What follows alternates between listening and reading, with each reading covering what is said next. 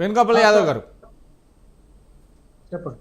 వేణుగోపాల్ యాదవ్ గారు ఏదైతే తెలంగాణ రాష్ట్రంలో డ్రగ్ మహమ్మారి చాలా విస్తృతించకపోయిందనే చెప్పొచ్చు. ఎందుకంటే ఇటు కొకేన్లతో పాటు గంజాయి వగేరా వగేరా ఇవన్నీ 200 ఇప్పటి వరకు మన రెడ్డి నగర్ చెప్పారు 280 డ్రగ్స్కి సంబంధించినటువంటివి ఉన్నాయి. కానీ కొన్ని తెలియని కొన్ని మాత్రం ఈజీగా తెలిసేటి. అంటే ఇప్పుడు తెలంగాణ ప్రభుత్వం ఈగల్ డ్రగ్స్పై ఉక్కుపాదం అనే దిశగా ముందుకు వచ్చింది. నిన్న సీఎం రేవంత్ రెడ్డి కూడా చెప్పాడు, అమ్మినా నేరమే కొన్నా నేరమే. ఇలాంటి దురలవాట్లు మన తెలంగాణ రాష్ట్రంలో కాదు ఎక్కడ కూడా ఉండకూడదంటూ కూడా నిన్న పిలుపునివ్వడం జరిగింది. అది తెలంగాణ రాష్ట్రంలో డ్రగ్ మహమ్మారి అనేది లేకుండా కట్టడి చేయొచ్చు అంటారా? ఖచ్చితంగా. ముందుగా ఈ స్వతంత్ర న్యూస్ ఛానల్ కి ఈ యొక్క అంశం మీద నన్ను పిలిచినందుకు ధన్యవాదాలు తెలుపుతూ, అదేవిధంగా ప్యానెల్లో ఉన్నటువంటి పెద్దలందరికీ అందరికీ శుభాభినందనలు తెలుపుతూ, అంతకంటే ముందుగా ఒక చిన్న శుభవార్తతో నేను ఈ యొక్క ప్రసంగాన్ని ప్రారంభిస్తాను. రేపు 29వ తారీఖున పసుపు రైతుల జీవితంలో వెలుగులు నింపాలని ఉద్దేశంతో కేంద్ర ప్రభుత్వం నిజామాబాద్ లో జాతీయ పసుపు బోర్డు ఏర్పాటు చేస్తున్నటువంటి సందర్భంలో కేంద్ర హోంశాఖ మంత్రి అమిత్ షా గారి చేతుల మీద పసుపు బోర్డు ఓపెన్ చేస్తున్న సందర్భంలో నిజామాబాద్ యావత్ తెలంగాణ పసుపు రైతులందరికీ శుభాకాంక్షలు తెలుపుతూ, తర్వాత ఏదైతే ఈ డ్రగ్స్ అంశము నిన్నటి రోజున రేవంత్ రెడ్డి గారు, అదేవిధంగా మన రామ్ చరణ్ తేజ్ అండ్ విజయ్ దేవరకొండ అందరు కలిసి ఉన్నటువంటి ఒక ఈగల్ అనేటువంటి ఒక ఎన్ఫోర్స్మెంట్ సెల్ ని ఏర్పాటు చేసినటువంటి సందర్భము మంచి సందర్భమే, శుభ సందర్భమే. ఇప్పుడే కాంగ్రెస్ అధికార ప్రతినిధి మాట్లాడుతూ హైడ్రా, ఫుడ్ కార్పొరేషన్ ఈ రెండింటితో పాటు ఇది అన్నారు. నేను ఏమంటున్నానంటే రాజకీయంగా మాట్లాడదలుచుకోలేదు, వాస్తవంగా మాట్లాడుతున్నా. హైడ్రా పనితీరుని కానీ సమీక్షిస్తే, అదేవిధంగా ఫుడ్ కార్పొరేషన్ పనితీరును సమీక్షిస్తే ఎంతవరకు ఎంత రిజల్ట్ వచ్చిందో ఒకసారి బేరీజ్ వేసుకోమనండి. అదే విధంగా ప్రస్తుతమైనటువంటి ఈ యొక్క ఈగల్ యొక్క సంస్థ, ఈగల్ ఎన్ఫోర్స్మెంట్ సెల్ ఏ విధంగా పనిచేస్తుంది, గద్దలాగా పనిచేస్తుంది, పైనుంచి ఇన్ని ఫీట్ల దూరంలో గద్ద చూస్తే ఏ విధంగా, ఇవన్నీ చెప్పుకోవడానికి చాలా బాగా చెప్తున్నారు రేవంత్ రెడ్డి గారి ప్రభుత్వము. వాస్తవిక పరిస్థితులు, వాస్తవిక ధోరణి, పారదర్శకత లేదు. ముఖ్యంగా చెప్పాలంటే ప్రభుత్వం మీద పట్టు కోల్పోయినటువంటి వ్యక్తి ముఖ్యమంత్రిగా ఉన్నాడనేటువంటిది 100% మేము చెప్పదలుచుకున్నాము. అదే విధంగా ఇది డ్రగ్స్ విషయానికి వస్తే గత ప్రభుత్వంపై మా పూర్వపు తెలంగాణ రాష్ట్ర అధ్యక్షులు, ప్రస్తుత కేంద్ర హోంశాఖ సహాయ మంత్రి గారు కేటీఆర్ మీదనే మేము డ్రగ్స్ తీసుకున్నాడని చెప్పనేటువంటి వాస్తవాలు కూడా మేము చెప్పడం తెలిసింది. అంటే ఈ డ్రగ్స్ విషయంలో మేము రాజకీయంగా కానీ ఇంకొక రకంగా కానీ పోరాటం అనేది ఎప్పుడు భారతీయ జనతా పార్టీ ముందుంటుంది. కానీ పారదర్శకంగా చేయండి, ఏ పని చేసినా పర్ఫెక్ట్ గా చేసే లక్ష్యంతో పనిచేయండి. కానీ ఇక్కడ లోపిస్తుంది, ఏ పని మీద పారదర్శకత లేదు, నిజాయితీ లేదు, పైన పటారం లోన లొటారంలాగా ఉంది తెలంగాణ. హైడ్రా పనితీరు చెరువులను రక్షించడమే లక్ష్యంగా అన్నారు. ఎన్ని చెరువులు రక్షించారు, ఎన్ని కాలనీలు బయట పెట్టారు, కానీ గేటెడ్ కమ్యూనిటీలు చెరువులో ఉన్న ఈ రోజుకి వాటిని టచ్ చేసిన వేణుగోపాల్ గారు మనం డ్రగ్స్ మీద చర్చిద్దాం, తర్వాత మిగతా విషయం పక్కదారి పడతా. డ్రగ్స్ మీద చెప్పండి. నేను చెప్తున్నాను, పారదర్శకత లోపించింది. ఒక హైడ్రా గురించి కానివ్వండి, ఆయన చెప్పిన కాంగ్రెస్ పార్టీ అధికార ప్రతినిధి చెప్పిన మాటలకే నేను మాట్లాడుతున్నానండి. ఫుడ్ కార్పొరేషన్ వ్యవస్థలో లోపాలను గమనించండి, లోపాలను ఫిర్యాదులు తనిఖీ చేయండి. అదే విధంగా డ్రగ్స్ మీద గంజాయి గతంలో ఇప్పుడే రెడ్డి చెప్పారు, చాలా బాగా చెప్పారు పెద్దలు అనలిస్ట్ గారు. 287 రకాల డ్రగ్స్ ఉన్నాయన్నారు. సరే, 287 రకాల్లో అఫీషియల్ గా గవర్నమెంట్ ఏ డ్రగ్స్ ని ఏ విధంగా ప్రేరేపిస్తుంది, ఏ విధంగా ప్రజలకు ఇస్తుంది, గవర్నమెంట్ అఫీషియల్ గా పక్కన పెడితే అన్అఫీషియల్ గా గంజాయి తక్కువ దొరుకుతుంది. ఏజెన్సీ ప్రాంతాల్లో గంజాయి పండిస్తున్నారు.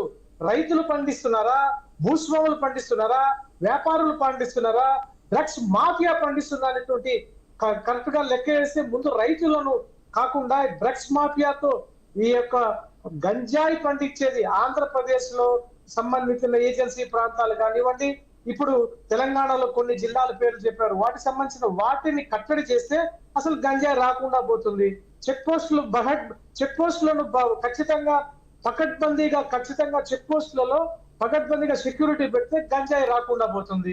అదే విధంగా తెలంగాణలో ఉద్యమ స్ఫూర్తితో తెలంగాణలో 1400 మంది యువకులు అసలు పాసినటువంటి ఈ తెలంగాణలో ఎవ్వరు కూడా యువత డ్రగ్స్ తీసుకుంటున్నారని నేను అనుకోను. యువతను అవమానపరచద్దు. కాకపోతే ఈ తెలంగాణ హైదరాబాద్ రాజధానిగా పలు రాష్ట్రాల నుండి వచ్చినటువంటి ఎంతో మంది యువకులు కూడా ఉన్నారు. తెలంగాణ యువకులను మాత్రమే అన్నట్టుగా చెప్పడం సరికాదని నా ఉద్దేశము. నిన్నటి వాయిస్ లో కూడా ఉద్యమ స్ఫూర్తితో వచ్చినటువంటి తెలంగాణ యువకులు డ్రగ్స్ కి బానిసలు కావద్దన్నారు.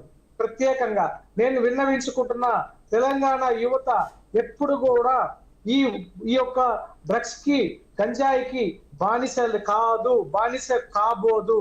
కాకపోతే కొన్ని స్థానాల్లో కొన్ని స్నేహితాల దృష్ట్యా ఎంతో కొంతమంది చేస్తారు, కానీ అంతకు మించి హైదరాబాద్ రాజధానిగా పలు రాష్ట్రాల నుంచి నార్త్, సౌత్, ఈస్ట్, వెస్ట్ అన్ని రాష్ట్రాల నుండి ఈరోజు రాజధానిలో ఉన్నారు.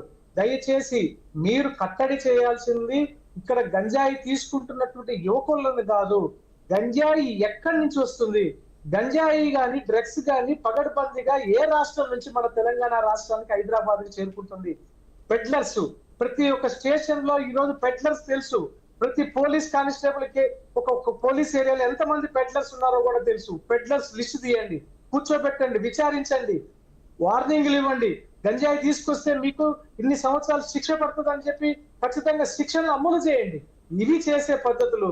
ఈగల్ టీమ్ ఎంతవరకు సపోర్ట్ చేస్తుంది? రేపొద్దున ఈగల్ టీమ్ డ్రగ్స్ ని ఎంతవరకు ఆచరణలో తీసుకొస్తూ పక్కన పెడితే దానికి సంబంధించినటువంటి సలహాలు, ఫిర్యాదులు ఇప్పుడు రెడ్డన్న లాంటి ఎంతో మంది మేధావులు ఉన్నారండి. వాళ్ళందరితో ఏమన్నా ఈ టీము కలిసిందా, కూర్చుందా? ఇంతకు ముందు ఈ ఎన్ఫోర్స్మెంట్ సెల్ ఏర్పాటు చేసే సందర్భంలో ఎవరైనా సలహాలు తీసుకున్నారా? ఎక్కడైనా తీసుకున్నట్టు ఏమన్నా ఉందా? అవగాహన సదస్సులు పెట్టారా? ఏ విధంగా చేయాలనేటువంటి ఆలోచన ప్రభుత్వానికి ఉన్నప్పుడు సలహాలు స్వీకరించాలండి. అట్లా కొంతమందిని రిటైర్డ్ పీపుల్ ని, అదే విధంగా డ్రగ్స్ కి సంబంధించినటువంటి ఏదైతే ఏ ప్రాంతంలో ఎక్కడ జరుగుతుందో కొంతమందిని కమిటీలో వేయాలి. ఇదంతా కూడా ఏదో చేస్తున్నామని చెప్పి పక్కన రాష్ట్ర ముఖ్యమంత్రి చంద్రబాబు నాయుడు గారు చాలా ఎన్డీఏ ఉమ్మడి ప్రభుత్వంలో చాలా సీరియస్ గా పవన్ కళ్యాణ్ గారు, అక్కడ మా దగ్గుపాటి పురంధేశ్వరి గారు అందరూ కలిసి ఎన్డీఏ కూటమిలో చాలా పగడ్బందీగా అక్కడ తీసుకున్న 6 నెలలకి ఇక్కడ ఇప్పుడు ఈగల్ టీం పెట్టారు. అంటే నేను ఏమంటున్నానంటే రేవంత్ రెడ్డి గారికి, ముఖ్యమంత్రి గారికి కార్యక్రమాల పట్ల సిద్ధశుద్ధి ఉంటే పారదర్శకంగా పని చేయాలంటే ప్రభుత్వము పట్టు కోల్పోయిన వ్యక్తి, ఏ శాఖలో కూడా పట్టు లేదు. ఇదైతే 100%. హోం శాఖ మంత్రిగా ఉన్నటువంటి వ్యక్తికి పట్టు కోల్పోయినటువంటి సందర్భాలు కోకొల్లలుగా ఉన్నాయి. అవి నేను లిస్టు ప్రకారంగా తీస్తే చాలా రకాలుగా చెప్పొచ్చు. అన్న ఒక మాట, యాక్చువల్గా ఇది ఈ అంశాన్ని రాజకీయాలకు అతీతంగా మాట్లాడదాం అనుకున్నప్పటికీ కూడా మేమేమంటున్నాం అంటే, సరే మీ వెనకాల బీజేపీ పార్టీ లోగో ఉంది, దాన్ని బేస్ చేసుకొని మీరు మాట్లాడాలి కాబట్టి మీరు మాట్లాడాలి, కాంగ్రెస్ పార్టీగా నేను కాదని అంటలేను. కానీ యాజ్ ఎ యూత్గా, అంటే మనం చూస్తున్న సమాజం, మనం చూడబోతున్న సమాజం, మనం చూడాల్సిన సమాజం ఎలా ఉండబోతుందని చెప్పి మనం ఆలోచించి మాట్లాడాల్సిన అవసరం ఉంటుంది. నేనేమంటున్నా అంటే, లోపాలు ఉన్నాయని చెప్పి ఉద్దేశాన్ని పక్కదారి పట్టేయడం కరెక్ట్ కాదన్న. ఒక మాట మీరు అర్థం చేసుకునే ప్రయత్నం చేయండి. ఇప్పుడు మీరేమన్నారు, మా ఎన్డీఏ కూటమిలో భాగంగా మా పురంధేశ్వరి గారు, మా చంద్రబాబు నాయుడు గారు, మా పవన్ కళ్యాణ్ గారు అక్కడ ఆంధ్రప్రదేశ్లో డ్రగ్ ఫ్రీ స్టేట్గా చేస్తున్నారు అంటున్నారు. అసలు ఈ డ్రగ్స్కి, దాంతోపాటు గంజాయికి మూల కారణం ఎక్కడి నుంచి వస్తుందని చెప్పి దీని మీద ఆలోచించాల్సిన అవసరం ఉంది. ఇంకో మాట కూడా చెప్పే ప్రయత్నం చేస్తున్నాము.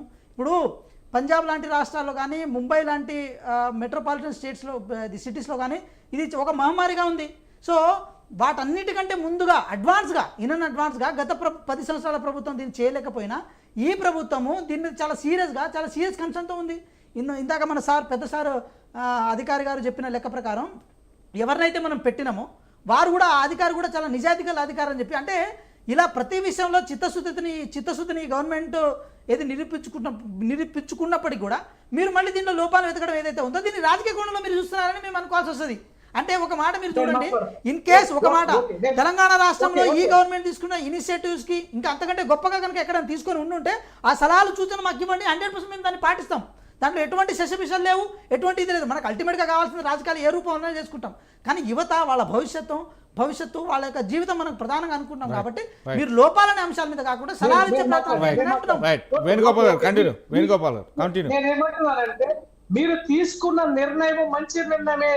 మేము రాజకీయంగా మాట్లాడతలేము, వాస్తవిక దృశ్యాలను వాస్తవిక కోణంగా మాట్లాడుతున్నాను. వాస్తవాలు మాట్లాడితే మీకు కోపం వస్తుంది. నేను వినడం కూడా నేర్చుకోండి మిత్రమా. యువత గురించి మీరు ఆలోచించిన విధానము కరెక్టే. అదే విధంగా హైదరాబాద్ లో చెరువుల పరిరక్షణ గురించి కరెక్టే. ఫుడ్ కార్పొరేషన్ విషయంలో మీరు తీసుకునే కరెక్టే. కానీ పారదర్శకత లోపించింది, వాస్తవికత లోపించింది, ఆచరణ చేయడం లోపిస్తుంది. దానికి సంబంధించి మీరు ఒకసారి పరిగణలో తీసుకోవాలి. ఇంకో విషయం చెప్తున్నాను, ఇప్పుడే డ్రగ్స్ గురించి మాట్లాడుతున్నారు. గత పిఆర్ఎస్ ప్రభుత్వంలో సినిమా ఇండస్ట్రీకి సంబంధించినటువంటి వ్యక్తులు డ్రగ్స్ తీసుకున్నట్టు ఎన్నో ఆరోపణలు ఎన్నో రకాలుగా జరిగినాయి. అవి ఎందుకు మీరు బయటికి తీస్తలేరు? దానికి సంబంధించిన అంశాన్ని ఈరోజు బయటికి తీసి వాస్తవికతను మీరు రుజువు చేయండి. అది నేను అడుగుతున్నాను. మీరు యువతను కాపాడడానికి ముందు అంబాసిడర్స్ గా ఉన్నటువంటి సినిమా ఇండస్ట్రీలో జరిగినటువంటి డ్రగ్స్ కుంభకోణాన్ని బయటికి తీవండి. బయటికి తీసి దాని మీద మీ కేసు ఏ విధమైనటువంటి బీఆర్ఎస్ ప్రభుత్వంలో కేసీఆర్ ముఖ్యమంత్రిగా, కేటీఆర్ గారు మున్సిపల్ శాఖ మంత్రిగా జరిగినటువంటి అక్రమ కుంభకోణాలను బయటకు తీస్తున్నారు. ఇది కూడా తీయండి. ఈ డ్రగ్స్ మీద ఈ సినిమా ఇండస్ట్రీలో జరిగినటువంటి ఆ డ్రగ్స్ కుంభకోణం అప్పుడు అందరినీ పిలిచారు, ఎంక్వైరీ చేశారు, ఇంటర్వ్యూలు తీసుకున్నారు, బ్లడ్ తీసుకున్నారు. ఏమైంది ఆ రిపోర్ట్లు? అవి మాట్లాడుతున్నాం మేము. అవి మాట్లాడితే మీకేమో రాజకీయాలు అంటారు. చేసే పని పర్ఫెక్ట్ గా, నిజాయితీగా, నిక్కస్సుగా చేయమంటున్నాం తప్ప రేవంత్ రెడ్డి గారిని నేను ఏ విధంగా నేను విస్మరిస్తున్నా. మాది రాజకీయంగా మాట్లాడే పని అయితే చాలా మాట్లాడచ్చు, మేము ఆ విధంగా మాట్లాడతలేము. పారదర్శకత లోపించింది, వాస్తవికంగా జరగాల్సినటువంటి జరగడం లేదు. ప్రభుత్వంలో రేవంత్ రెడ్డి గారికి పట్టు లేదు అనేటువంటి వాస్తవాన్ని నేను తెలియజేస్తూ ఈ డ్రగ్స్ మీద జరుగుతున్నటువంటి ఈ ఏదైతే ఎన్ఫోర్స్మెంట్ సెల్ ఏర్పాటు చేసిన దానికి ప్రతి ఒక్కరూ సహకరిస్తాం. మా పార్టీ నుంచి మేము కూడా, మా బీజేవైఎం కానీ, బీజేపీ కానీ, మహిళా మోర్చా కానీ అందరం కూడా సహకరిస్తాం. దానికి మేము ఎప్పుడు కూడా వెనుకాడం. మేము కూడా డ్రగ్స్ రహిత తెలంగాణ రాష్ట్రంగా అభివృద్ధి చెందాలని మొట్టమొదటగా కోరుకునే వాళ్ళల్లో కూడా మేము కూడా ఒకటే, అంతే తప్ప వేణుగోపాల్ గారు, రైట్. రెడ్డన్న గారు, ఒక చిన్న విషయం వినాలి మీరు. ఏదైతే